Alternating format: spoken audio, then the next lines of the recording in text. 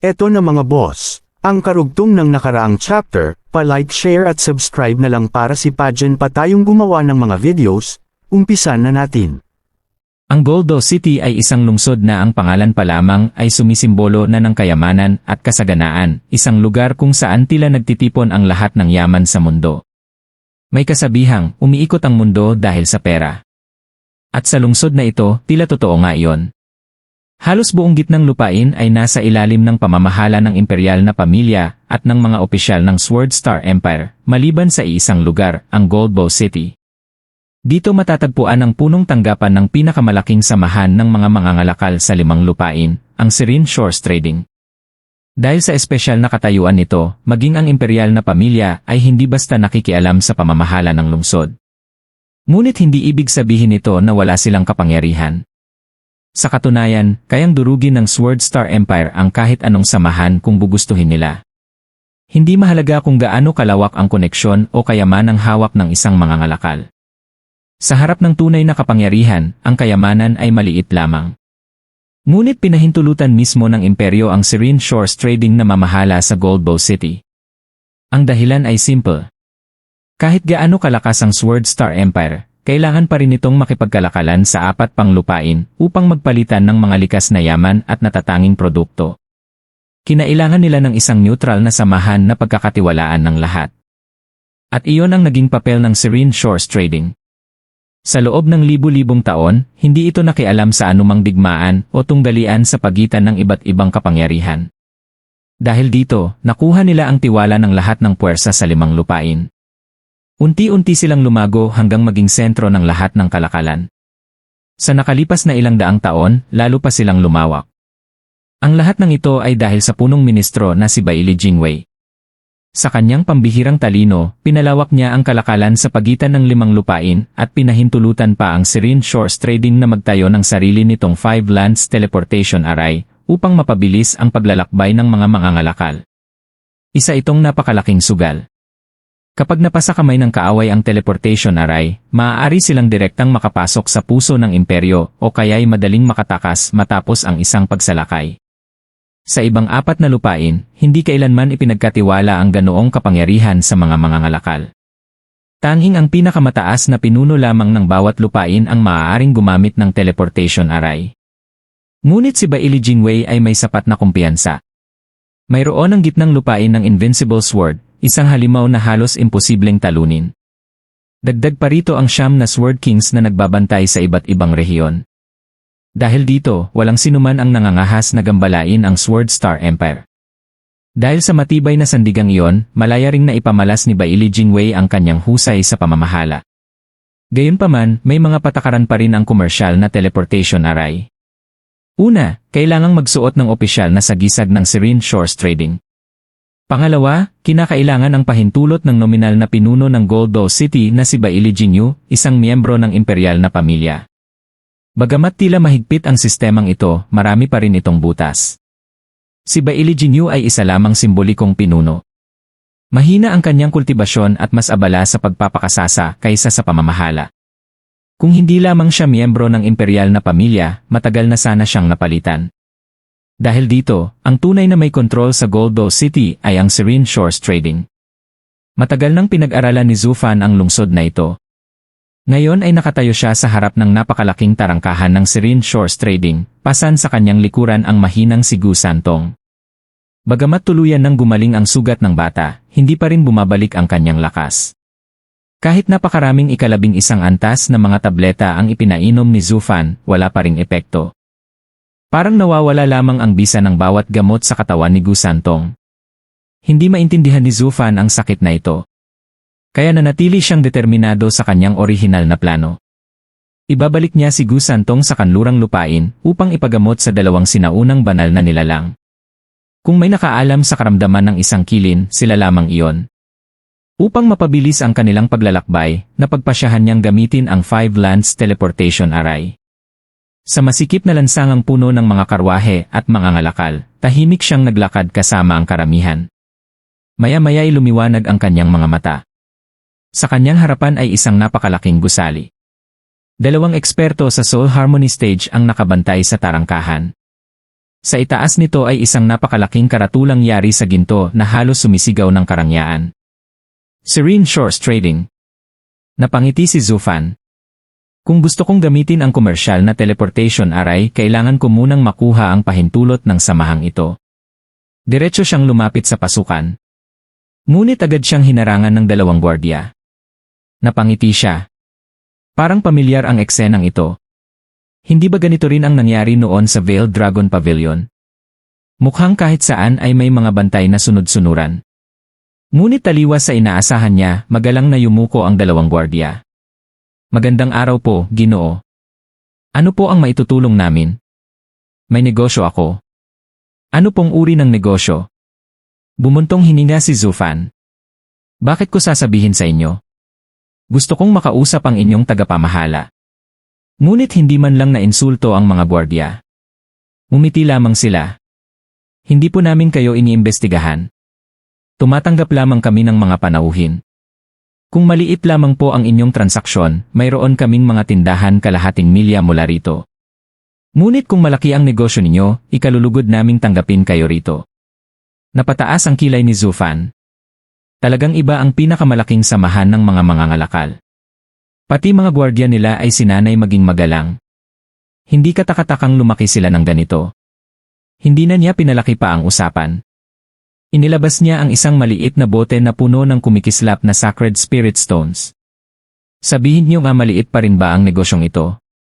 Biglang nanlaki ang mga mata ng dalawang gwardiya. Mga Sacred Spirit Stones. Matagal nila siyang tinitigan bago nagtanong ng may pag-aalinlangan.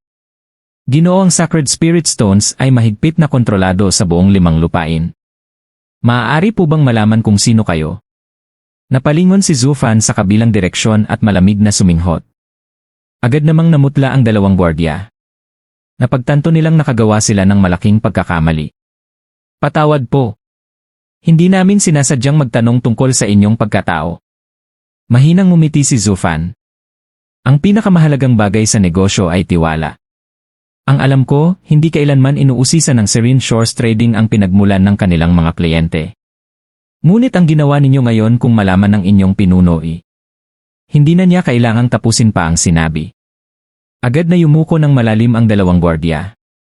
Patawad po. Hindi nila sinasadyang madulas ang kanilang dila. Sa kanilang pagsasanay, ipinagbawal ang mangusisa sa mga bisita.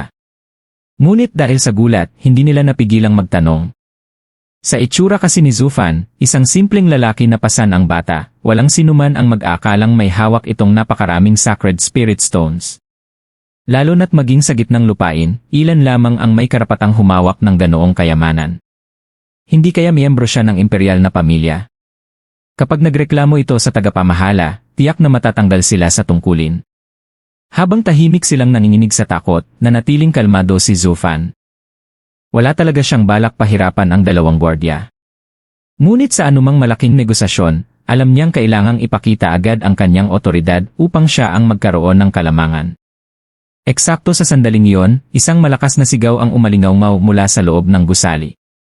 Sino ang nagkakagulo sa harap ng Serene Shores Trading? Bom! Dumadagundong ang paligid habang nagmamadaling tumatakbo ang marangyang karwahe sa gitna ng malawak na kapatagang nababalutan ng makapal na nyebe. Sa harap ng gusali ng Serene Shores Trading, sabay na yumuko ang dalawang gwardiya nang dumating ang isang binatang nakasuot ng mamahaling kasuotan. Ikalawang batang Panginoon.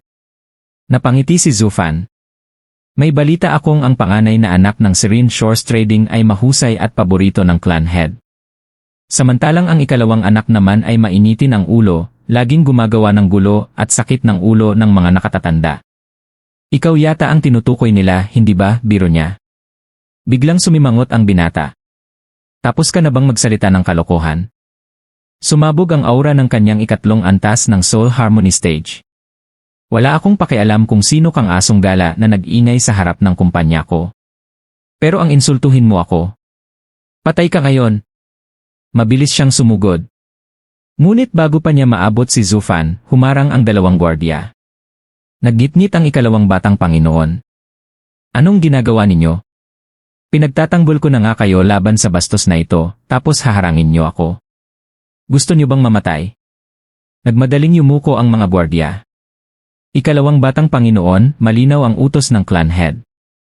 Kailanman ay hindi kami maaaring umatake sa mga panauhin ng kumpanya, lalo na kung maaaring miyembro siya ng pamilya ng imperyo. Tumahimik kayo, sigaw niya. Walang kwenta ang mga utos na yan. Napailing si Zufan.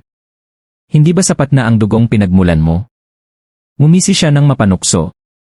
Mukhang totoo nga ang mga kwento tungkol sa'yo. Sa mundong ito, pangalawa lang ang lakas. Mas mahalaga pa rin ang pinagmulan. Ilan lang ba ang tunay na umaabot sa ruwok ng lakas? Karamihan ay nagmamalaki lamang dahil sa pangalan ng kanilang pamilya. Bahagya siyang ngumiti. At ikaw, ikalawang batang Panginoon, ay ganoon din kung hindi ka anak ng Serene Shores Trading, sa tingin mo ba ay igagalang ka pa ng dalawang gwardyang ito? Lalong namula sa galit ang binata. Napabuntong hininga ang dalawang gwardya. Napakatulis talaga ng dila ng panauhing ito. Huminga ng malalim ang ikalawang batang Panginoon bago sumugod sa dalawang gwardya. Ito ang gusto ninyo? Huwag niyo akong sisihin. Napilitan ding lumaban ang mga gwardya. Ikalawang batang Panginoon, patawarin niyo kami. Klang! Sabay nilang pinakawalan ang kanilang sword soul at tumama ang dalawang kamao sa tiyan ng binata. Ngunit, parang hangin lamang ang kanilang tinamaan. Napatigil silang dalawa. Bakit hindi kayo umiwas? Nanatiling nakatayo ang ikalawang batang Panginoon na tila walang nangyari. Masyado kayong mahina. Ngumisi siya. Ang aking kaluluwa ay isang elemental soul, isang pambihirang yelong kaluluwa na lumilitaw lamang minsan sa 1,000 taon. Kapag nagsagawa ako ng soul harmony, nagiging yelo ang aking katawan at hindi niyo ako kayang tamaan. Unti-unting nabalot ng makapal na yelo ang mga kamay ng dalawang gwardya. Sa loob lamang ng ilang sandali, nagyelo ang kanilang buong katawan. Parang dalawang estatwa silang nakatayo. Tahimik na pinanood iyon ni Zufan. Alam niya ang tunay na nangyari. Sa soul harmony stage, napakahalaga ng uri ng kaluluwa.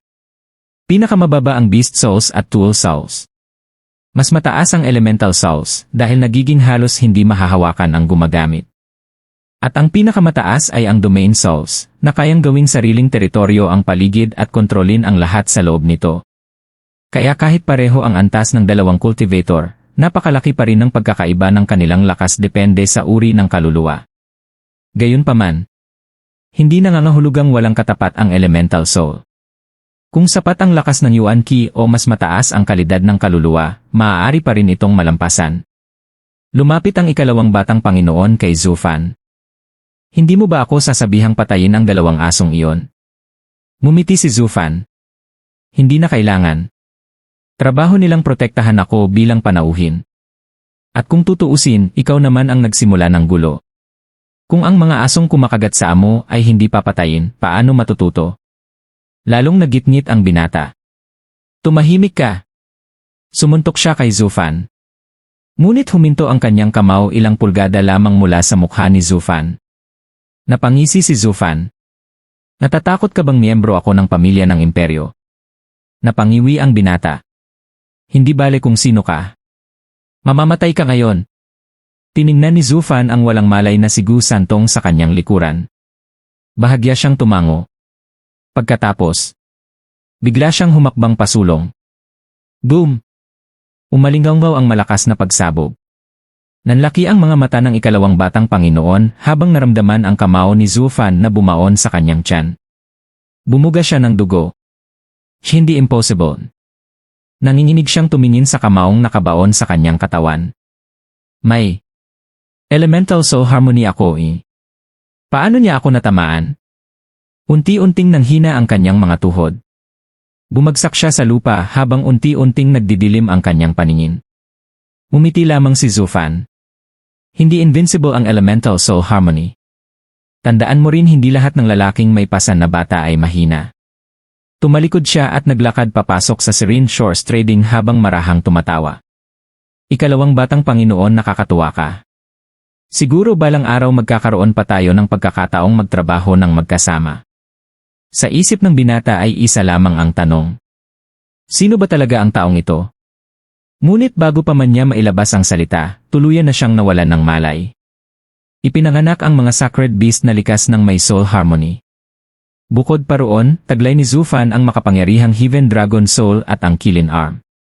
Bagamat wala pa siya sa Soul Harmony stage, sapat ang lakas ng kanyang kaluluwa at katawan upang baliwalain ang mga kakayahan ng isang Elemental Soul.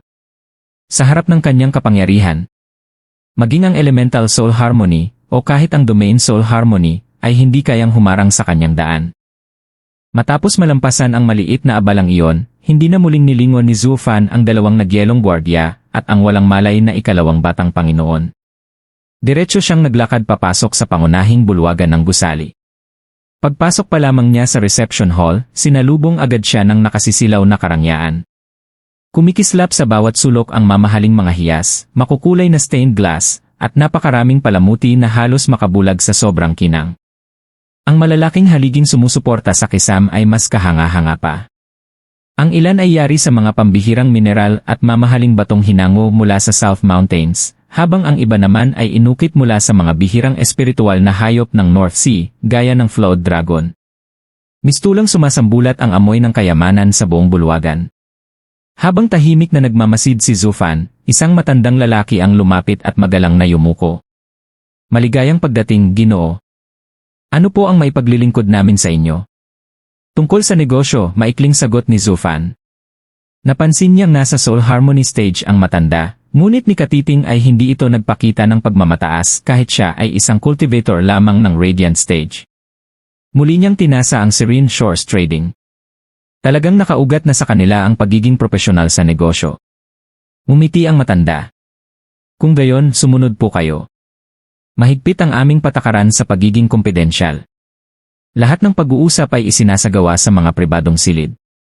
Kapag naroon na tayo, isang espesyal na tagapangasiwa ang hahawak ng inyong transaksyon.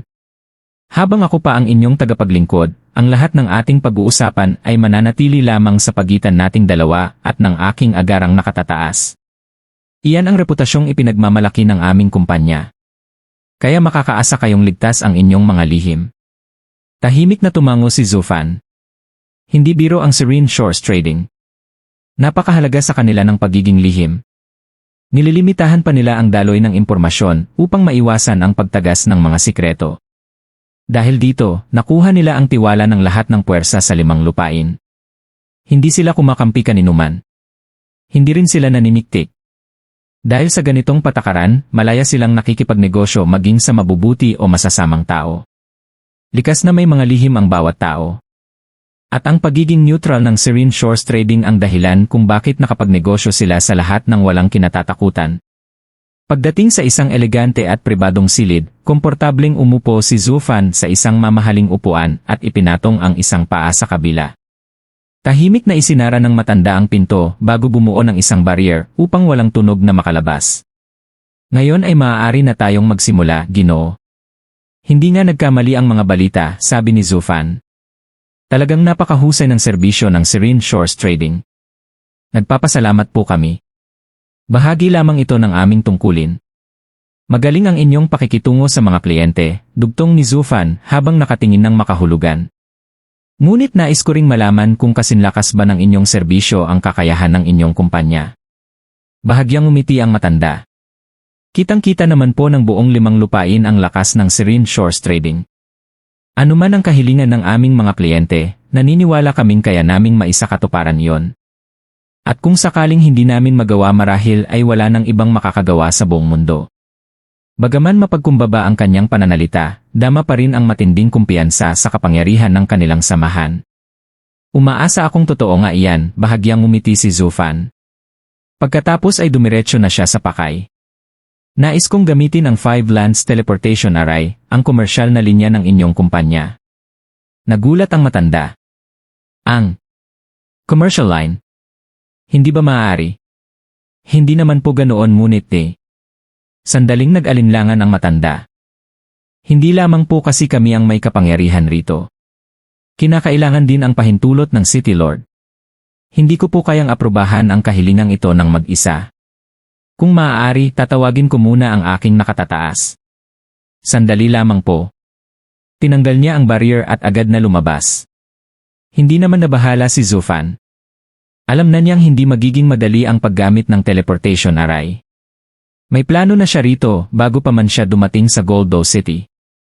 Makalipas lamang ang ilang sandali, bumalik ang matanda kasama ang isang binatang nasa 20 taong gulang, bagaman tantya ni Zufan ay halos isang siglo na ang tunay nitong edad. Muling itinayo ng matanda ang barrier. Ginoo, ito po ang aming panganay na batang Panginoon, si Wurans, at siya rin ang aking nakatataas. Siya na po ang hahawak ng inyong kahilingan. Magalang na yumuko si Wurans. Magandang araw, Ginoo. Nabalitaan kong nais ninyong gamitin ang aming commercial line. Hindi tulad ng kanyang nakababatang kapatid, walang bakas ng kayabangan sa kanyang kilos. Maayos at magalang ang kanyang pakikitungo, gaya ng itinuro ng Serene Shores Trading. Muli siyang pinagmasdan ni Zufan. Ito nga marahil ang panganay na anak. Ayon sa mga balita, siya ang kanang kamay ng clan head at napakahusay sa pamamahala. Sa kilos pa lamang niya, makikitang mahigpit siyang sumusunod sa mga patakaran ng kumpanya. Ngunit, may kung anong hindi pa rin maipaliwanag si Zufan tungkol sa binata. Hindi niya muna iyon pinansin. Sagot niya, iyon ang dahilan ng aking pagpunta rito. Tumango si Wurans. Bagamat ang Serene Shores Trading ang nagtayo ng commercial line, nasa ilalim pa rin ito ng pamamahala ng City Lord ng Goldo City. Kailangan ng pahintulot ng magkabilang panig. Bawat paggamit nito ay kailangang isumite isang araw ng mas maaga, kasama ang listahan ng mga dadalhin, dami, destinasyon, at iba pang detalye. Sa kasamaang palad, naipasa na ang ulat para sa araw na ito. Kung gagamitin namin ito ng walang pahintulot, magagalit ang Sword Star Empire. Kaya hindi namin ito maaaring gawin. Napangiti si Zufan. Napakalaking kumpanya ninyo pero kailangan pa rin niyong magsumite ng ulat sa bawat pagkakataon. Opo. Isa itong limitasyon, ngunit gaano man kami kalaki, hindi namin kayang labanan ang imperyo. Tama. Ngumiti si Zufan. Kaya kung makukuha ko ang pahintulot ng City Lord, maaari ko nang gamitin ang commercial line. Natural. Kapag may pahintulot ang City Lord at sapat ang halaga ng transaksyon, maaari naming gamitin ang teleportation array. Kahit kontrabando pa o tao ang nais ninyong ipadala, sisiguraduhin naming walang ibang makaalam. Nakasalalay rito ang pangalan ng aming kumpanya. Napakagandang ang pangalan, bahagyang ngumiti si Zufan. Ngunit sa kanyang isipan ay napakalinaw na ng lahat. Bago pa man siya makarating sa Goldo City, alam na niyang inutil si Bailey Jinyu. Madalang itong gumanap sa tungkulin. Malamang ay matagal nang nabusala ng Serene Shores Trading ang kanyang kasakiman sa pamamagitan ng mga suhol. Ang pagbanggit nila sa pangalan ng City Lord ay isa lamang paraan upang pataasin ang presyo. Kung hihingi man ako ng pahintulot kay Bailey Jinyu, tiyak na palihim nilang pakikialaman iyon upang lalo akong mapagbayad sa kanila paghahatsyan ng kita. Hindi na bago kay Zufan ang ganitong uri ng taktika. Magkasabay laging naglalakad ang negosyo at panlilinlang. At habang mas malaki ang transaksyon, mas tuso rin ang mga negosyante. Ngumiti siya. Talagang karapat-dapat ang panganay na batang Panginoon sa kanyang reputasyon. Hindi nagbago ang ekspresyon ni Wurans. Maraming salamat. Kaya pag-usapan na natin ang tunay na negosyo. Nais kong malaman kung kaya bang kumbinsihin ng inyong kumpanya ang City Lord basta sapat ang laki ng transaksyon. Ngumiti si Wurans. Kung ganoon, isa na naman iyang panibagong kasunduan. Tumawa si Zufan. Tunay ngang mahusay kang negosyante. Iyan lamang ang patakaran ng aming kumpanya. Hindi maaaring magnegosyo ng walang puhunan. At kailangan din makinabang ang City Lord. Pagkatapos ay seryoso siyang nagtanong. Kung gayon ano ba ang negosyong nais ninyong ialok? Lumawak ang ngiti ni Zufan. Isang napakalaking transaksyon. Ang pinakamalaking negosyong nakita ng inyong kumpanya sa loob ng libu-libong taon. Humanga si Wurans at agad na nagningning ang mga mata. Napakalaking transaksyon. Maaari mo bang sabihin sa amin kung ano iyon, Ginoo? Ngumiti si Zufan. Hahaha, napakabagal mo naman para sa isang taong sinasabing matalino at mahusay, eldest young master. Paano tayo makikipagkalakalan kung hindi ko sasabihin sa inyo ang pakay ko? Hindi ba't inuulit mo lamang ang malinaw na bagay? Tumango si Wurans habang nakangiti. Tama ang sinabi ng Ginoo. Ako ang naging padalos-dalos. Bago natin pag-usapan ang tunay na negosyo, may gusto muna akong ipakita. Inilabas ni Zufan mula sa kanyang storage ring ang isang kumikislap na banal na bato at isang maliit na bote ng elixir. Napamaang sina Wurans at ang matandang tagapangasiwa. Sacred Stone at isang 11 antas na pill, bulalas ni Wurans. Ito ba ang transaksyong tinutukoy nyo? Totoong bihira ang mga ito, ngunit hindi naman kakaiba sa mga tunay na makapangyarihan. Marami na ring ganito ang naipagpalit ng aming kumpanya. Kung ito lamang ang pakay. Napailing si Zufan. Eldest Young Master, mabagal ka na naman. Sinabi ko nang may ipapakita muna ako bago ang tunay na negosyo. Bahagyang namula ang mukha ni Wurans. Ilang ulit na siyang napagsabihan ni Zufan, dahilan upang sandaling mawala ang kanyang perpektong ngiti. Kung ganoon, pagkakakilanlan. Ngumiti si Zufan. Alam kong hindi niyo inuusisa ang inyong mga kliyente bilang patakaran. Ngunit para maging matatag ang ating pagtutulungan, ako na mismo ang magsasabi. Isa akong 11 antas na alchemist. Ang pill na ito ay sarili kong gawa, at ang mga sacred stone na ito ay kinita ko sa pagbebenta ng aking mga elixir. Isa ako sa mga taong may kakayahang gumawa ng napakalalaking transaksyon. Nagkatinginan sina Wurans at ang matanda bago sila magalang na yumuko. Hindi na sana kailangan pang ibunyag ng Ginoo ang kanyang pagkakakilanlan. Mula pa lamang nang pumasok kayo rito ay isa na kayong mahalagang panauhin. Tumawa si Zufan. Huwag na kayong magkunwari. Hindi ninyo sinusuri ang lahat ng pumapasok dahil ginagawa na iyon ng inyong mga gwardiya sa pintuan. Kapag nakapasok ang isang tao, ipinapalagay ninyong mahalagang bisita siya. Ngunit hindi ganoon ang nangyari sa akin. Kaya upang magkaroon tayo ng mas matibay na tiwala sa isa't isa, ako na mismo ang nagsalita. Natigilan si Wurans. Hindi kayo dumaan sa mga gwardiya. Ngumiti si Zufan.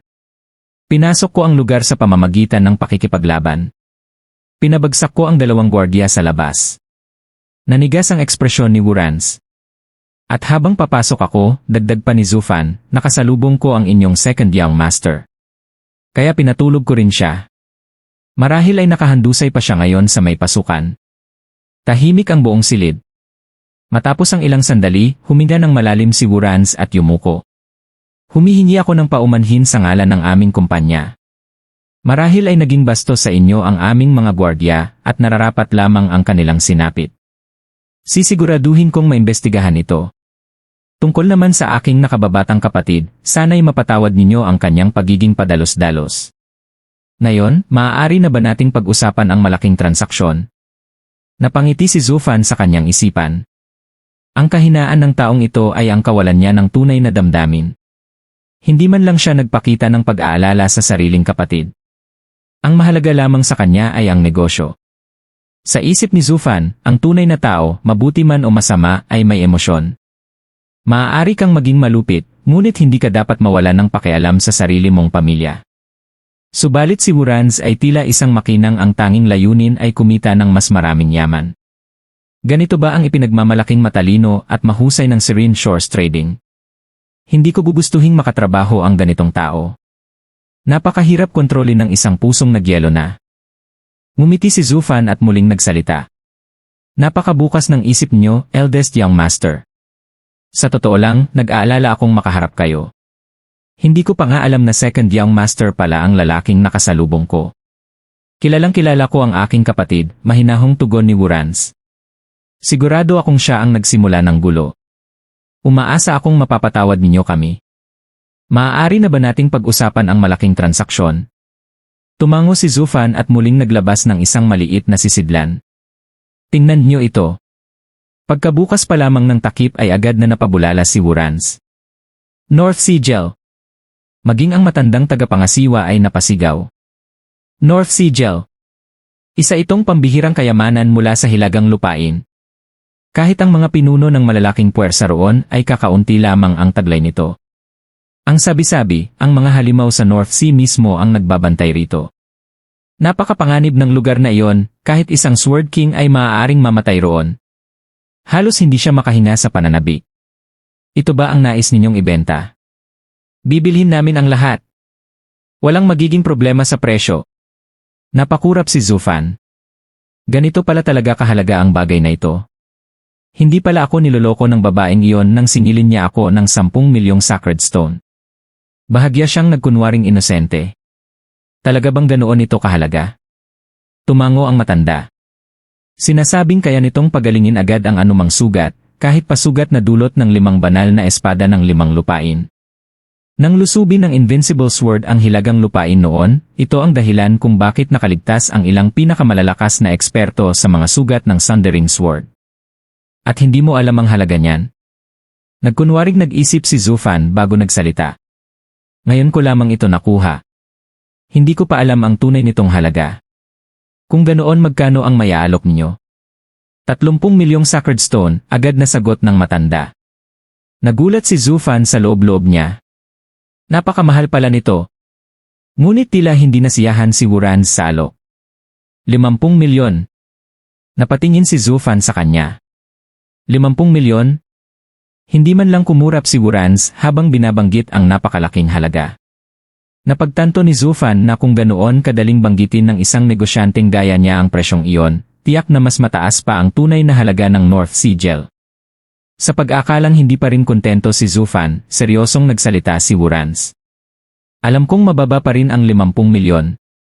Ang kahit kaunting North Sea Gel ay halos hindi na kayang tumbasan ng salapi.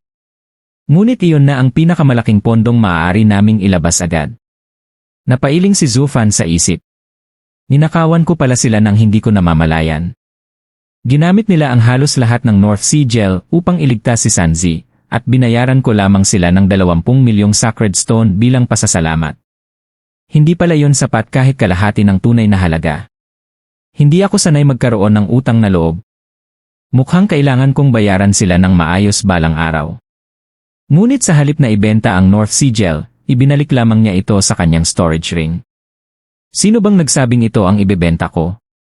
Nagtatanong lamang ako tungkol sa halaga nito. Natigilan si Wurans at ang matandang tagapangasiwa. Nanlaki ang kanilang mga mata habang sinusundan ang maliit na sisidlang muling naglaho sa storage ring ni Zufan.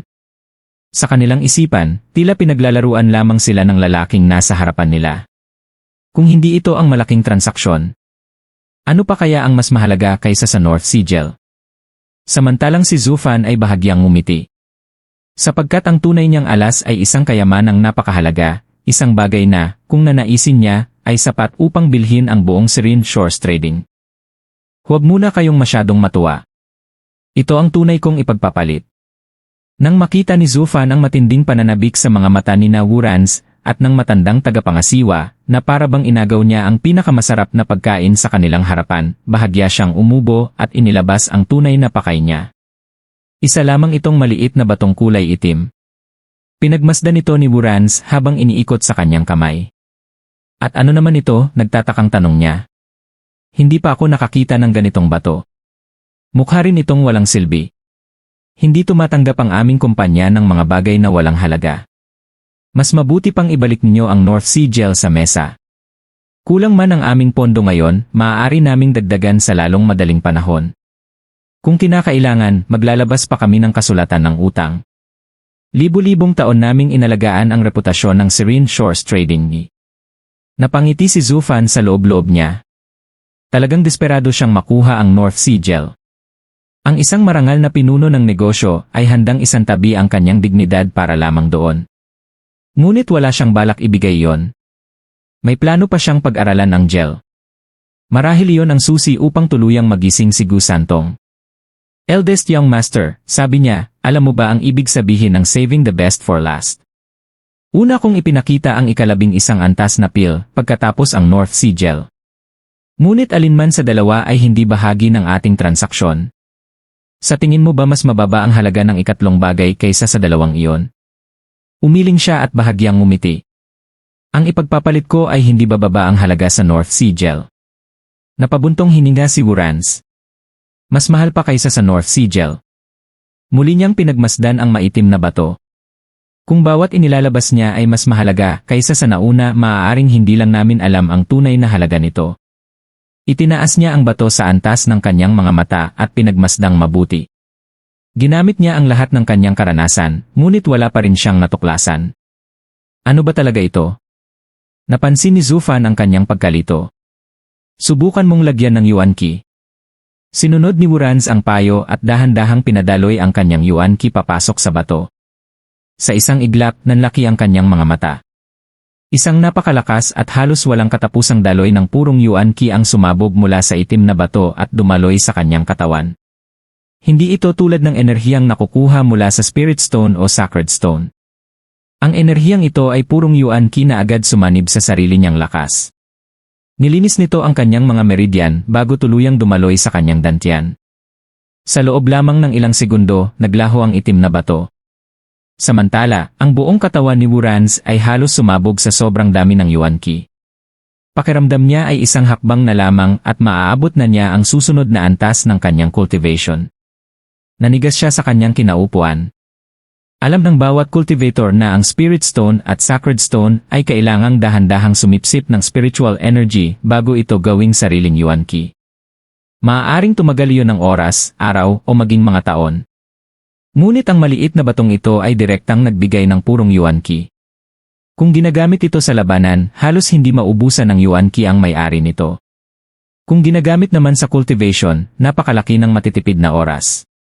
Ang isang maliit na bato lamang ay katumbas na ng halos kalahating buwang walang tigil na paggamit ng Sacred Stone. Higit pa roon, wala itong anumang enerhiyang nasasayang. Lahat ng yuan ki mula rito ay ganap na magagamit ng cultivator. Mas magiging madali rin ang pag-abot sa susunod na antas ng cultivation. Lubos na nabigla si Wurans. Napagtanto niyang ang maliit na batong ito ay kayang baguhin ang buong sistema ng cultivation. Nagtatakang lumapit ang matandang tagapangasiwa. Eldest Young Master, ano po ang nangyari? Talaga bang ganoon ito kaganda? Higit pa sa maganda, halos pasigaw na sagot ni Wurans. Nagniningning ang kanyang mga mata habang nakatitig kay Zufan. Ginoo, ano ang tawag sa batong ito? At ilan ang mayroon kayo? Ngumiti si Zufan na parang isang demonyo.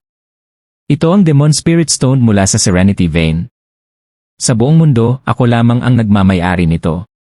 Huminto siya sandali bago muling nagsalita. Tungkol naman sa dami hanggat gusto ninyo. Ngayon, sabihin niyo sa akin, sapat ba itong maging pinakamalaking transaksyon? Halos manginig si Wurans sa pananabik. Walang duda, Ginoo. Ito ang pinakamalaking negosyong nakita ko sa buong buhay ko. Huminga siya ng malalim. Ang North Sea Gel ay mahusay lamang sa pagpapagaling. Ngunit ang Demon Spirit Stone ay kayang baguhin ang buong mundo ng cultivation.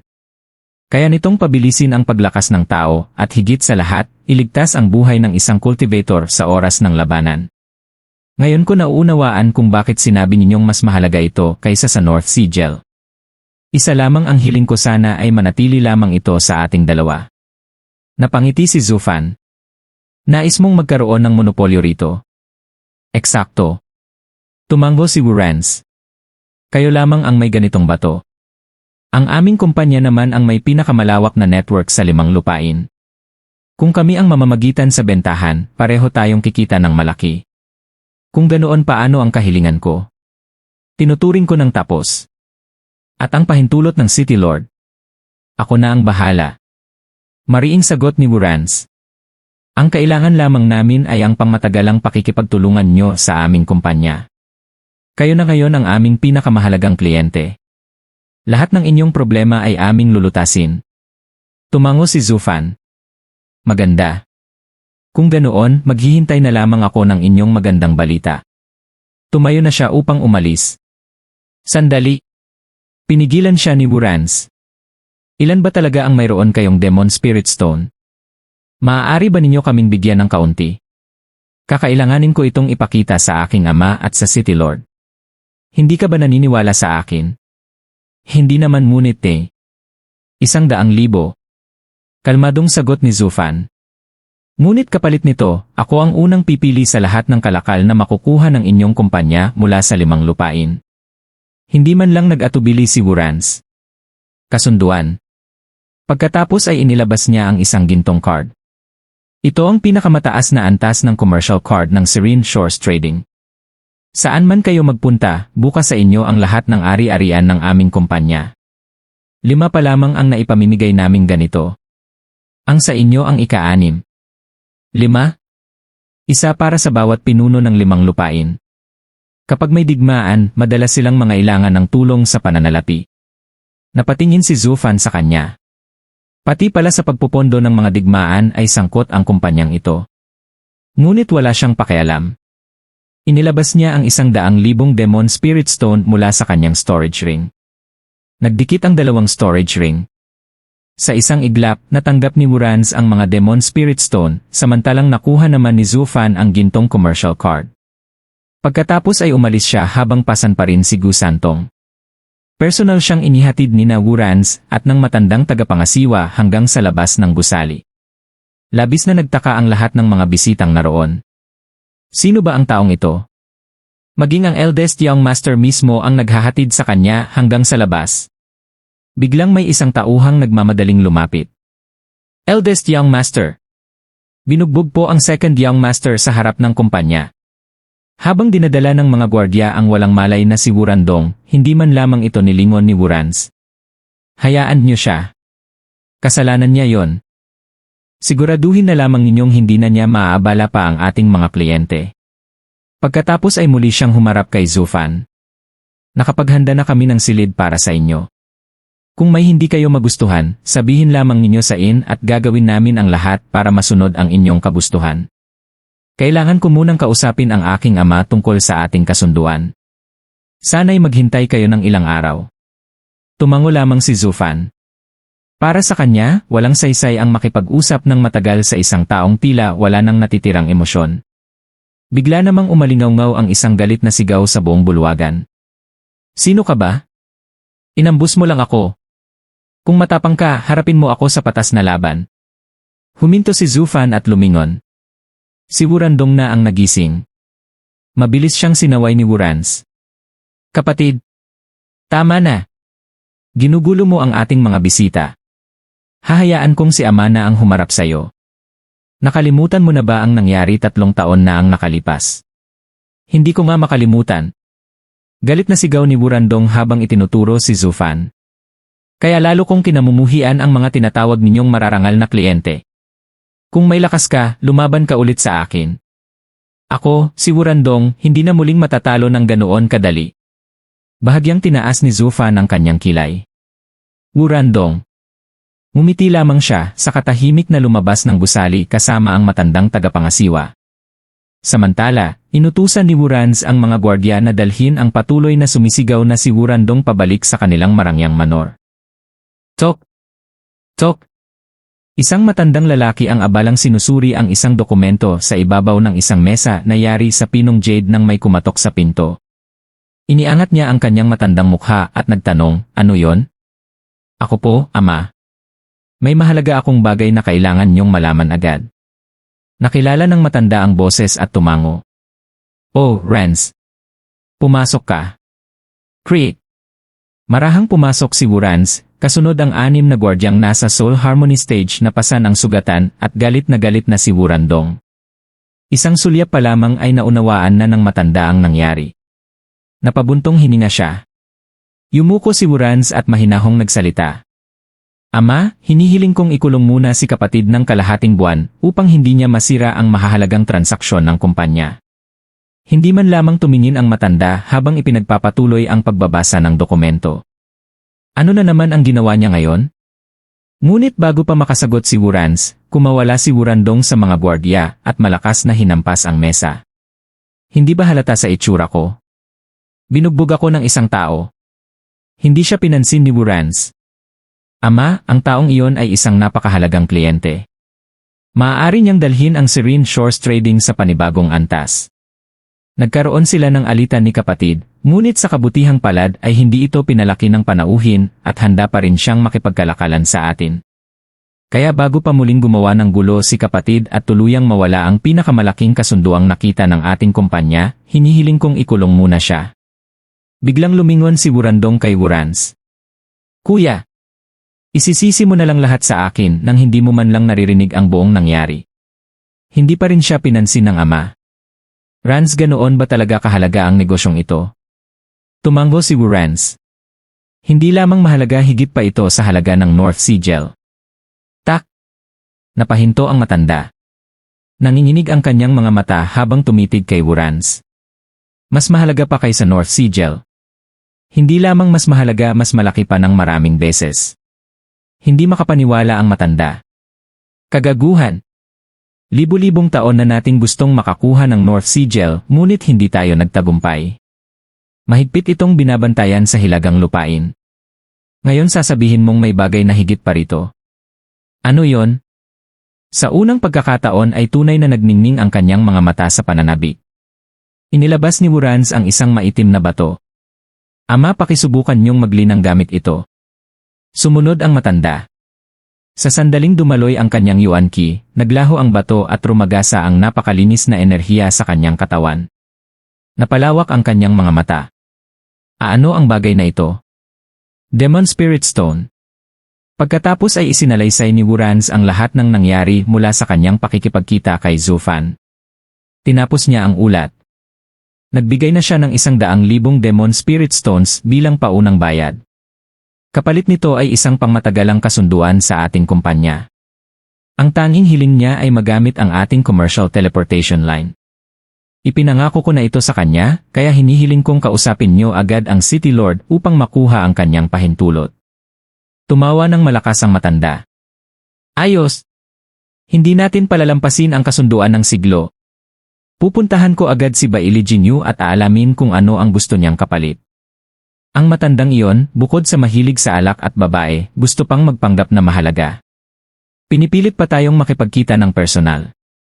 Samantalang ikaw, Rans, sapat na sana para sa simpleng usaping ito. Napangiti siya. Pero wala na ring problema. 2 taon na lang at magreretiro na ako bilang pinuno ng Serene Shores Trading. Ikaw na ang hahalili sa akin. Pagdating ng araw na yon, ikaw na ang mamumroblema kay Baili Jinyu. Hahaha. Bahagyang umiti rin si Wurans. Ngunit nanatiling walang emosyon ang kanyang mga mata. Para bang ang pagiging susunod na pinuno ng Serene Shores Trading ay isa lamang likas na pangyayari. Matagal na niyang napatunayan ang kanyang kakayahan. Pinupuri siya ng kanyang ama. Hinahangaan siya ng buong angkan. Bata pa lamang ay siya na ang pinakamataas na tagapamahala sa ilalim ng kanyang ama at nakapagdadala ng napakaraming malalaking kasunduan nang hindi nangangailangan ng tulong. Kaya wala nang sinuman ang nagdududa kung sino ang susunod na pinuno. At ang tunggalian para sa kapangyarihan. Hindi man lamang itinuring ni Wurans na karapat-dapat na karibal ang kanyang nakababatang kapatid. Sa kanyang paningin, si Wurandong ay hindi man lang katumbas ng isang patak ng laway. Wala siyang dahilan para magselos. Sandali. Biglang sumingit si Wurandong. Namumula ang kanyang mukha at puno ng galit ang kanyang mga mata. Ama! Kuya! Pera lang ba ang mahalaga sa inyo? Pinahiya niya ang mga tao ng ating kumpanya. Binugbog niya ang sarili ninyong anak. Pero wala kayong pakialam. Ano ang silbi ng kahit gaano kalaking negosyo kung kapalit naman ito ang ating dangal? Malamig siyang tiningnan ng matanda. Randong, matagal ko nang itinuro sa inyong dalawa na ang paggalang ang pinakamahalagang bagay sa ating hanap buhay. Ang lahat ng ating mga kliyente ay mula sa makapangyarihang angkan. Maaari tayong makipagkalakalan sa buong 5 lupain, ngunit hindi tayo kailanman nakikialam sa politika. Sa sandaling lumabag tayo sa prinsipyong iyon, magsisimula ang pagbagsak ng ating kumpanya. Sa tingin mo ba gusto kong pagsilbihan ang inutil na si Baili Jinyu? Ginagawa ko lang iyon dahil dala niya ang apelyidong Baili. Naggitngit si Wurandong. Huwag niyong banggitin ang pangalan niyang iyon. Suklam na suklam ako sa kanya. Mahigpit siyang sinaway ni Wurans. Tama na, kapatid. Dahil sa paggalang sa ating mga kliyente, kaya umabot tayo sa impluensyang mayroon tayo ngayon. Ang lahat ng yamang ginagamit mo sa paglilinang ay mula sa negosyong iyan. Kung wala ang kapangyarihang iyon, matagal ka nang tinatapakan ng iba. Humalakhak si Wurandong. At ang pagluhod at pagsipsip sa makapangyarihan, hindi ba kahinaan yon? Malamig ang sagot ni Wurans. Mahina tayo sa mga nasa itaas, ngunit malakas tayo sa mga nasa ibaba. Ngunit kung tatalikuran natin ang ating mga prinsipyo, saan man tayo magpunta ay tayo ang magiging pinakamahina. Pag-isipan mo yon. Humarap siya sa mga gwardya. Sasamahan ko si Ama sa manor ng City Lord. Ikulong ninyo si Randong. Higit sa lahat, huwag ninyo siyang hayaang guluhin ang ating mahalagang kliyente. Kung mangyari iyon, kayo ang mananagot. Magkasamang umalis ang mag-ama nang hindi man lamang nilingon si Wurandong. Boom! Hindi pa man nakakatayo ng tuwid ang mga gwardiya ay biglang nagkaroon ng napakalaking butas sa dingding ng silid. Pumasok ang sinag ng araw. Ngunit wala na si Wurandong. Nagkagulo ang mga gwardiya. Demonyo! Nakatakas ang ikalawang batang Panginoon. Bilisan!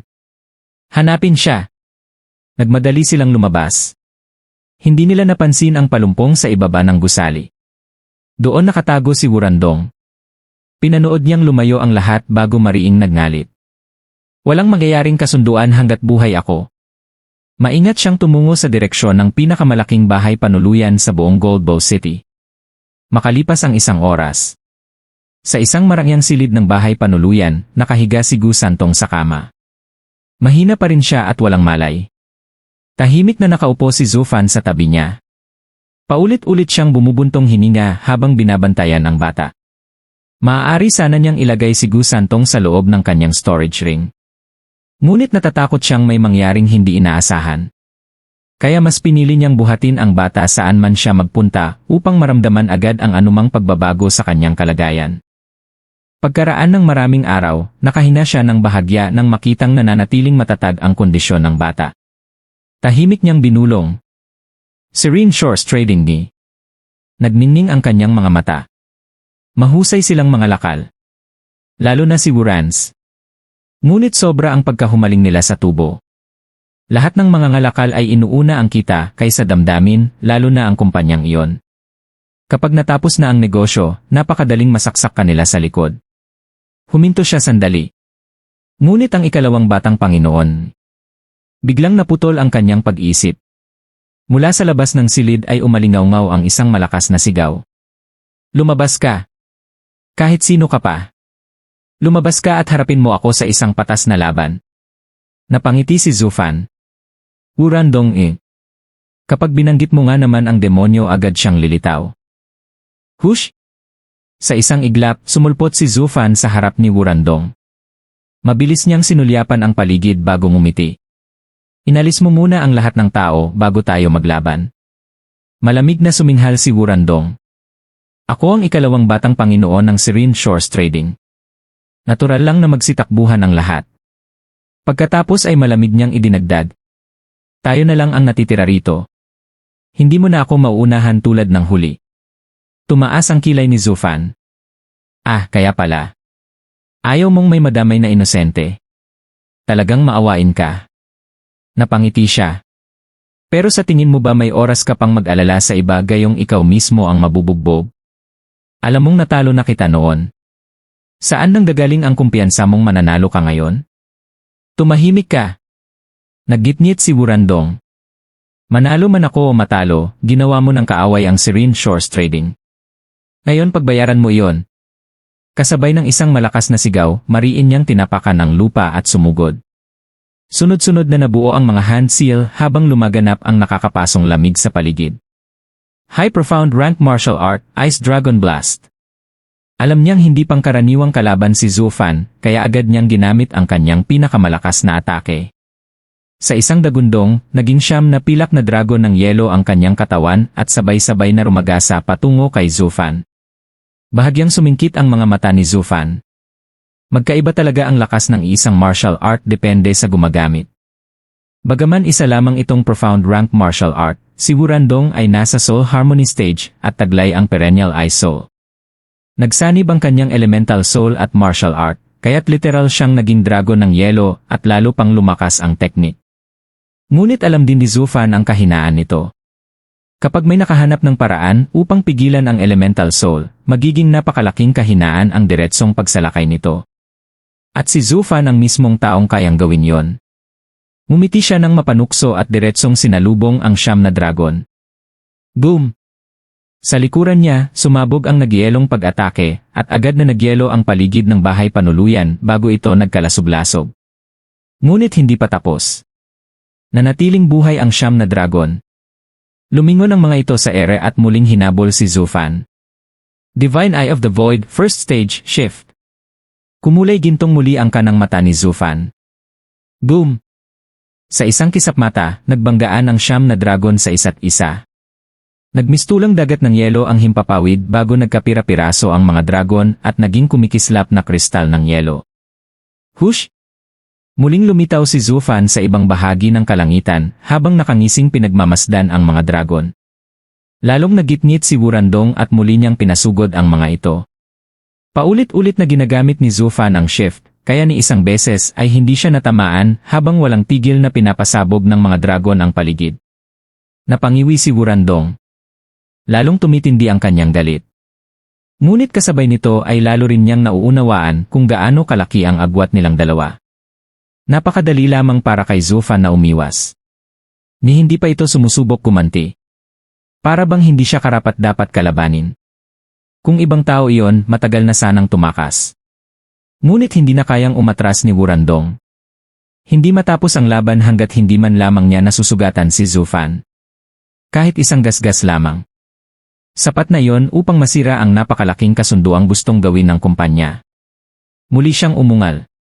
Sabay-sabay na sumabog ang 9 na dragon. Lumawak ang nagyelong enerhiya hanggang pati espasyo ay tila nagyelo at namuti. Unti-unting natakpan ng maitim na ulap ang kalangitan. Bumagsak ang niebe. Habang umuungal ang mga dragon, nabuo ang isang napakalakas na snowstorm na kumulong kay Zufan sa gitna. Napailing lamang si Zufan. Ito na pala ang tunay niyang lakas. Napangisi siya. Mukhang hindi titigil ang lalaking ito hanggat hindi siya nadudurog. Sinubukan ko na siyang ipakita ang realidad pero hindi pa rin niya matanggap. Hinila niya ang manggas ng kanyang kanang braso. Lumapad ang kanyang ngiti. Sa kabilang panig ng lungsod. Biglang tumingin si Wuranz sa kalangitan. Si Randong. Kitang-kita ang napakalaking snowstorm. Napamura siya. Lintik na tanga. Ginugulo na naman niya ang mga plano ko. Sumimangot ang kanilang ama. Ano ba ang ginagawa ng mga alipin? Hinayaan nilang makatakas siya. Kapag nasira nila ang pinakamalaking negosyo ng kumpanya, hindi ko sila patatawarin. Samantala, patuloy pa rin si Wurandong. Sa isa pang malakas na dagundong, umabot sa sukdulan ang lakas ng 9 na dragon. Ngunit ngayon ay hindi na sila sabay-sabay na rumagasa. Pinalibutan nila si Zufan mula sa lahat ng direksyon, sinasarado ang bawat posibleng ruta ng pagtakas. Nanatiling nakatayo si Zufan. Tanging ang kanyang kanang kamao lamang ang naglalabas ng matingkad na pulang liwanag. Nanginginig maging ang hangin sa lakas nito. Divine Eye of the Void 4 Stage Space Crusher. Nagningning ang kanyang kanang mata. Lumitaw ang 4 na gintong halo. Sa loob ng halos 1,000 metro sa paligid niya, biglang nanginig ang mismong espasyo. Para bang dinudurog ang hangin. Sunod-sunod na pagsabog ang umalingaw-ngaw. Isa-isang naglaho ang 8 dragon. Nagkapira-piraso ang mga ito at naging mga kristal ng yelo. Ngunit may isang dragon na nanatili. Ito ang tunay na katawan ni Wurandong. Pinilit nitong sumulong kahit unti-unti nang dinudurog ang paligid nito. Sa huli ay napilitan itong umurong. Napangiti si Zufan. Hahaha, lumabas din ang tunay mong katawan. Sa isang iglap ay humabol siya.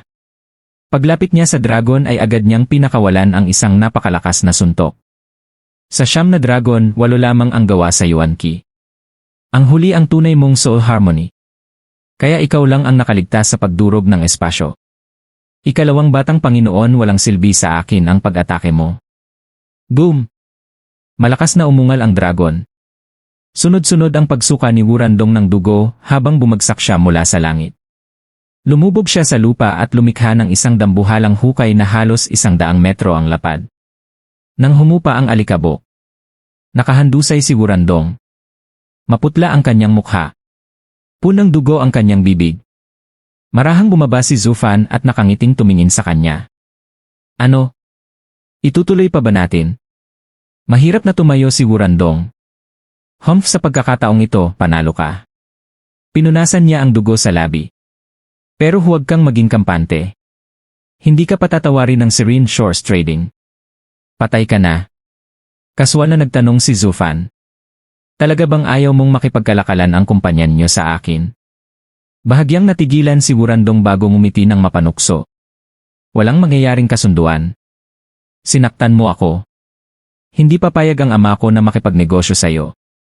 Ang dapat mong isipin ngayon ay kung paano ka makakaligtas. Napatawa si Zufan. Sa tingin ko, mas interesado ang kuya mo sa negosyo kaysa sa kalagayan mo. Bahagya siyang tumigil. Kung tutuusin parang wala talaga siyang pakialam sa'yo. Nanginig ang mukha ni Wurandong. Ang kuya ko ay kuya ko. Ang ama ko ay ama ko. Siya pa rin ang magpapasya. Napailing si Zufan. Sa asal ng kuya mo pa lang, alam ko na ang ugali ng ama mo. Kung tunay kang mahal ng ama mo, kahit paano ay may ipinakitang emosyon ng kuya mo, galit man o pag-aalala. Pero wala. Ibig sabihin hindi madali ang buhay mo sa loob ng sarili mong tahanan. Tumahimik ka. Galit na itinuro ni Wurandong si Zufan. Sino ka para siraan ang aming kumpanya? Sinasabi ko sa iyo, hindi matutuloy ang kasunduan. Kaya umalis ka na. Napangiti si Zufan. Kita mo. Ikaw mismo ang gustong sirain ang negosyong iyon. Sa wakas, lumabas din ang tunay mong intensyon. Napakagatlabi si Wurandong. Hindi siya makasagot. Sa isip niya ay isa lamang ang tanong. Sino ba talaga ang taong ito? Bakit lagi niyang nababasa ang bawat iniisip ko pati ang bawat galaw ko? Matapos maramdaman ni Wurandong ang nakakakilabot ng ngiti ni Zufan, biglang dumating ang mahigit 10 tao. Nangunguna sa kanila ang kanyang ama at nakatatandang kapatid. Pagkakita sa wasak na paligid, naggitngit sa galit ang dalawa. Agad siyang sinampal ng ama. Lintik na bata. Hanggang kailan mo dadalhin sa gulo ang kumpanya? Malamig din nag-utos si Wuranse, mga bantay, dalhin ang ikalawang batang Ginoo. Huwag niyo siyang hayaang makalabas sa kanyang silid. Kapag nakatakas siyang muli, kayo ang mananagot. Tahimik na sumunod ang mga gwardya at hinawakan si Wurandong. Pangalawang batang Ginoo, huwag na po kayong magpasama pa sa galit ng Panginoon at ng unang batang Ginoo. Ngunit hindi sila pinansin ni Wurandong. Hindi rin niya pinansin ang sampal ng kanyang ama. Ang tingin niya ay nanatiling nakatutok kay Zufan, puno ng pagkalito. Samantala, si Zufan ay ngumiti lamang ng payapa. Lumapit naman ang matandang pinuno ng kumpanya at magalang na yumuko. Ginoo, taos puso akong humihingi ng paumanhin. Nabigo akong maturuan ng maayos ang aking anak at naging dahilan siya ng inyong abala. Sana ay mapatawad ninyo kami.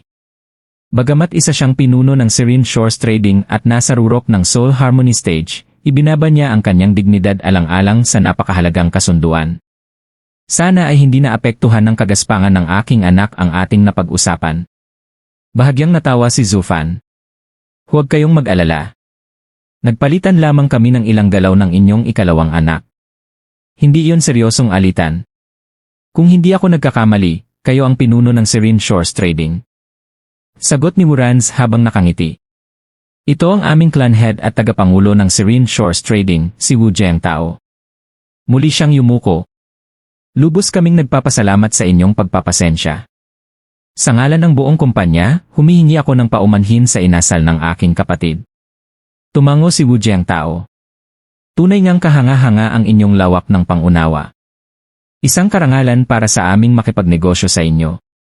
Paulit-ulit na ipinakita ng mag-ama ang kanilang paggalang upang tiyaking hindi masisira ang pinakamalaking kasunduang haharapin ng kanilang kumpanya. Ngumiti lamang si Zufan na para bang walang nangyari. Lihim namang nakahinga ng maluwag ang mag-ama. Makalipas ang ilang sandali, seryosong nagsalita si Wu Jiangtao. Ginoo, hindi kailanman inuusisan ng aming kumpanya ang pagkakakilanlan ng aming mga kliyente. Iyan ang prinsipyong sinusunod namin mula pa noong itatag ang Serene Shores Trading.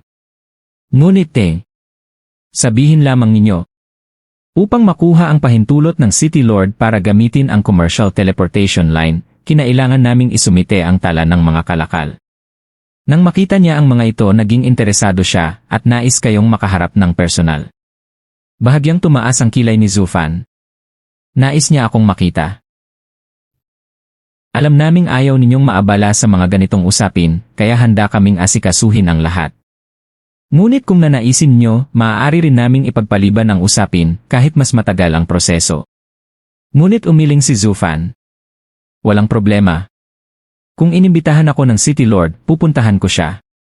Nagpasalamat ang mag-ama at agad siyang sinamahan patungo sa kastilyo ng City Lord.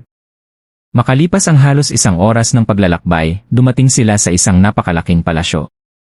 Nakahilera ang mga gwardiya sa magkabilang panig at agad silang pinapasok. Huminto sila sa harap ng isang dambuhalang pintuan. Katok-katok. Sino yan? Tanong mula sa loob. Ako po si Wu Jiangtao. Kasama namin ang panauhin, magalang niyang sagot. Isang masayang tawa ang narinig. Ha ha ha! Pasok kayo. Pagpasok nila, maging sina Zufan at ang mag-amang Wu ay napahinto. Ang loob ng silid ay punong-puno ng ginto, alahas at mamahaling palamuti. Ngunit higit na kapansin-pansin ang mga nakasabit na pinggan na puno ng mamahaling pagkain at ang mga kanal ng alak na dumadaloy patungo sa isang malaking lawa ng alak sa gitna ng silid. Sa gitna ng lawa ay nakaupo ang isang napakatabang lalaki. Tela lamang ang tumatakip sa ibabang bahagi ng kanyang katawan habang lantad ang napakalaking tiyan. Dalawang magandang babae ang nakayakap sa kanyang magkabilang braso. Siya ang City Lord ng Goldo City, si Bailey Jinyu. Sa unang tingin pa lamang ay halatang nalunod na ito sa luho at bisyo. Bagamat miyembro siya ng imperial na angkan at pinagkalooban ng napakaraming espiritual na yaman, nanatili pa rin siya sa Radiant Stage sa loob ng napakahabang panahon. Sa isip ni Zufan, malinaw ang kanyang paghatol. Isinayang ng lalaking ito ang lahat ng biyayang ipinagkaloob sa kanya. Ang tanging tunay niyang nalinang ay ang napakalaking tiyan na bunga ng luho at paglustay sa yaman ng mga tao. Gayunman, wala siyang pakialam sa pagkatao nito. Ang mahalaga lamang ay makuha niya ang pahintulot na gamitin ang commercial teleportation line. Umiti siya at nagsalita. Napakagarbo ng inyong kasiyahan, City Lord. Tunay ngang marunong kayong magsaya. Agad namang natuwa si Bailey Jinyu. Napakahusay. Ikaw lang ang unang taong nakaunawa na ginagaya ko ang sinaunang wine pond at meat forest. Tayo pala ay magkapareho ng panlasa. Ha ha ha! Napangiwi si Zufan sa loob-loob niya. Sinong hindi makakakita na puro pagkain at alak ang nasa paligid? At ipinagmamalaki pa talaga niya ang ganitong kalaswaan. Tumayo si Bailey Jinyu. Nadulas ang telang nakabalot sa kanyang katawan, kaya agad siyang tinakpan ng dalawang babae. Maging si Wu Jiangtao ay napaiwas ng tingin sa sobrang kahihiyan. Si Zufan naman ay halos mawalan ng masabi. Napakarami ko nang nakilalang walang hiya, pero ito ang unang taong ipinagmamalaki pa ang sarili niyang kahalayan. Ngunit sa halip na insultuhin ito, ngumiti lamang siya. Sa tingin ko, City Lord, magkapareho tayo ng panlasa. Marahil ay itinadhana tayong magkakilala. Lalong natuwa si Bailey Jinyu. Napakasarap mong kausap. Sa dami ng taong nakausap ko, ikaw lang ang tunay na nakaintindi sa akin. Halika, maupo ka rito. Habang nakatingin ang mag-amang Wu sa isa't isa, napabuntong hininga sila. Napakadaling mapasaya ni Bailey Jinyu. Konting papuri lamang ay agad na siyang naniniwala. Umupo sina Zufan, Wu Jiangtao, at Wu Ran sa mga upuan, habang si Bailey Jinyu ay naupo sa pangunahing trono. Tulad ng dati, halos wala pa rin itong suot maliban sa isang manipis na puting telang nakabalot sa kanyang napakatabang tiyan, habang ang dalawang dalagang kasama niya ay patuloy na naglilingkod. Ngumiti si Bailey Jinyu at sinabi, Kaibigan, dahil magkasundo tayo, sana ay hindi ka mailang sa aking ayos. Kahit mailang ka man, hindi rin naman ako magbabago. Ganito na ako noon pa man sa Goldo City. Kapag may gusto ako, ginagawa ko. Agad namang humanga kunwari si Zufan. City Lord, huwag na huwag kayong magbabago. Iyan ang pinakakahanga-hanga sa inyo. Kayo ang tunay na pinuno ng Goldo City at walang sinuman ang may karapatang pigilan kayo. Kung may tumutol, palayasin nyo. Ipakita nyo sa buong mundo kung sino ang tunay na may kapangyarihan dito. Lalong natuwa si Bailey Jinyu. Tumayo siya at mahigpit na hinawakan ang kamay ni Zufan. Kapatid, bakit ngayon lang tayo nagkakilala? Lahat ay sinasabihan akong kumilos ng naaayon sa aking katungkulan, pero ikaw lang ang tunay na nakaunawa sa akin. Ngumiti rin si Zufan habang dahan-dahang inaalis ang kamay nito. Pareho tayo ng nararamdaman. Sa isip ni Bailey Jinyu, tila natagpuan niya ang isang taong tunay na nakakaintindi sa kanya. Samantala, napasimangot sina Wu Jiangtao at Wu Rans. Napakahirap naming pakisamahan ang matabang taong ito sa loob ng maraming taon, pero ilang salita lang ng lalaking ito ay nakuha na agad ang loob niya. Nagkunwaring umubo si Wu Jiangtao upang putulin ang kanilang pagkakaibigan. City Lord, nais sana ng aming panauhin na gamitin ang commercial teleportation line. Maaari ba ninyo siyang tulungan? Biglang naging seryoso si Bailey Jinyu. Mahirap yan. Ang commercial line ay ginagamit lamang sa opisyal na pagdadala ng mga kalakal sa pagitan ng 5 lupain. Mahigpit itong sinusuri sa bawat paggamit. Kahit ako ang City Lord, hindi ko basta-basta maaaring aprubahan yon. Tumango si Wu Jiangtao. Nauunawaan namin ang inyong sitwasyon, ngunit napakahalaga ng panauhing ito sa aming kumpanya. Sana ay mapagbigyan niyo siya. Umiling si Bailey Jinyu. Paano ako papayag? Hindi ko maalam kung sino siya o bakit niya gustong gamitin ang linya. Kailangang nakatala ang lahat. Tahimik lamang si Zufan habang pinagmamasdan silang tatlo. Parang may pinaplano ang mga ito. Mukhang nagtutulungan silang itaas ang presyo ng negosasyon. Ngunit nakahanda na ang sarili niyang plano. Tumayo siya at nagpanggap na nadismaya. Akala ko pa naman ay bilang magkaibigan ay matutulungan ako ng City Lord. Ngunit mukhang wala rin pala kayong tunay na kapangyarihan dito. Kung ganoon, pupunta na lamang ako sa kabisera at hihingi ng tulong sa ibang mga opisyal. Habang naglalakad palabas ay sinadya pa niyang bumulong. Mabuti pa sigurong wala na lang City Lord ang lungsod na ito. Biglang namula sa galit si Bailey Jinyu. Sino ang nagsabing wala akong kapangyarihan? Ako ang batas dito. Ano mang gusto mong gawin, kaya kong ipatupad. Humarap muli si Zufan. Talaga ba? Talaga. Kung ganoon, gusto kong gamitin ang commercial line. Walang problema, sigaw agad ni Bailey Jinyu. Old Wu, ihanda ninyo ang linya para sa kanya. Napapailing na lamang si Wu Jiangtao habang pilit siyang inuubo upang pigilan ang City Lord, ngunit wala na itong pakialam. 3 araw ang paghahanda. Pagkatapos ay maaari mo na itong gamitin. Ako ang City Lord at ang salita ko ang batas. Magalang na yumuko si Zufan. Maraming salamat, City Lord. Papalabas na sana siya nang biglang tawagin muli ni Bailey Jinyu. Sandali. Ano po iyon, City Lord? Napakamot sa ulo ang matabang opisyal. Anong maraming salamat? Wala ba akong mapapala rito? Ngumiti si Zufan. Alam niyang humihingi lamang ito ng lagay. Inilabas niya ang kanyang storage ring at idinikit ito sa singsing ni Bailey Jinyu. Napangiti si Zufan. Kilalanin niyo ang laman nito, City Lord. Nang siyasatin ito ni Bailey Jinyu, halos lumabas ang kanyang mga mata. 100,000 Demon Spirit Stones.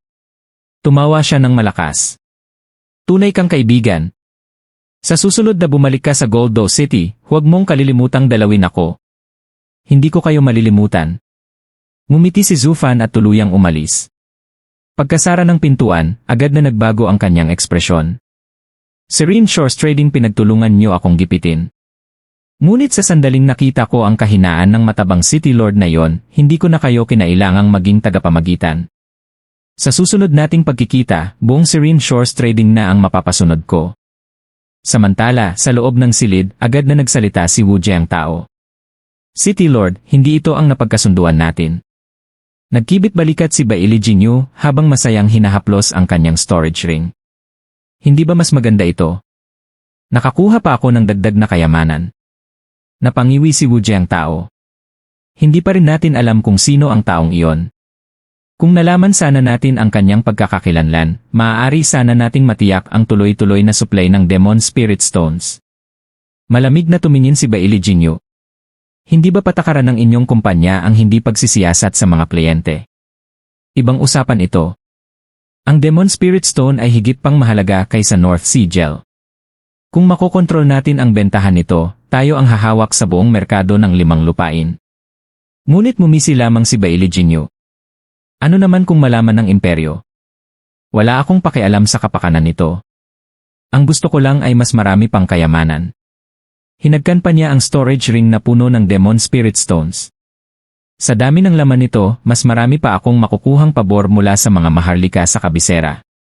Sa isip ni Wu Jiangtao ay napamura siya. Napakakitid talaga ng pag-iisip ng taong ito.